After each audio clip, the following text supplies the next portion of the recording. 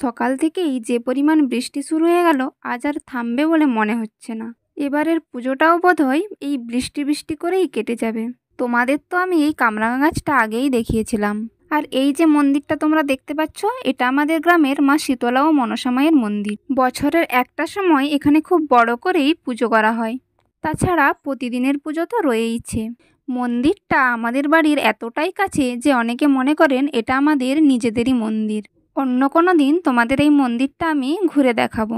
জানি না কেন কোনো বৃষ্টির দিন এলেই আমার মুখরোচক কিছু খেতে ইচ্ছে করে। এদিকে বৃষ্টি না থামলে আমি বাইরেও বেরোতে পারবো না। কি আর করা যাবে, তার চেয়ে চলো বাড়িতে যা কিছু আছে তা দিয়েই কিছু একটা বানিয়ে ফেলি। মা কিছু ছোলা ভিজিয়ে রেখেছিল, আর দেখো ছোলাগুলোও বেশ ভালো অঙ্কুরিত হয়ে গেছে।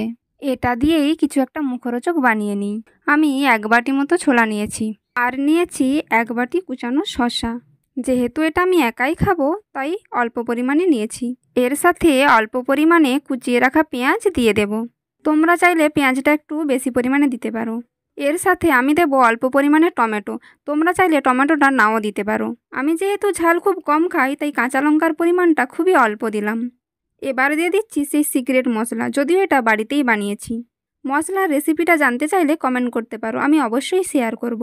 অল্প পরিমাণ লেবুর রস আমি ওপর থেকে ভালোভাবে ছড়িয়ে দিচ্ছি। একটা চামচের সাহায্যে আমি সব কিছু খুব ভালোভাবে মিশিয়ে নিচ্ছি। মশলাটা সবার সাথে মিশে গেলে এর স্বাদ আরও বেড়ে যাবে। তবে তোমরা চাইলে এটা হাত দিয়েও মেখে নিতে পারো, তাতেও কিন্তু খেতে খুব ভালো লাগবে।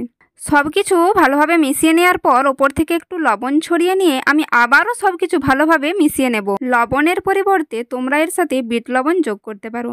আমাদের বাড়িতে যেহেতু বিট লবণটা ছিল না তাই আমি এই নর্মাল লবণ নিয়েছি। ব্যাস তৈরি হয়ে গেছে আমার মুখরোচক খাবার। এটার কি নাম দেওয়া যায় বলো তো? আমি তো ভাবছি এটার নাম দেবো চানা মশলা। তোমাদের কি মত কমেন্টে জানিও। একটা বাটিতে চানা মশলাগুলো তুলে নিয়ে তার উপর পেঁয়াজের রিং আর একটা টমেটোর টুকরো আর একটা কাঁচা লঙ্কা দিয়ে সাজিয়ে নিয়েছি। দাঁড়াও একটু টেস্ট করে তোমাদের জানাই কেমন হয়েছে খেতে। খেতে কিন্তু খুব দারুণ হয়েছে। মেলাতে ঠিক এই রকমই চানা মশলা আমি একবার কিনে খেয়েছিলাম, ঠিক সেরকমই খেতে লাগলো। তোমরাও এভাবে বাড়িতে একদিন ট্রাই করতে পারো। আর আমার ভিডিও যদি তোমাদের ভালো লাগে তাহলে চ্যানেলটা সাবস্ক্রাইব করে পাশে থেকো।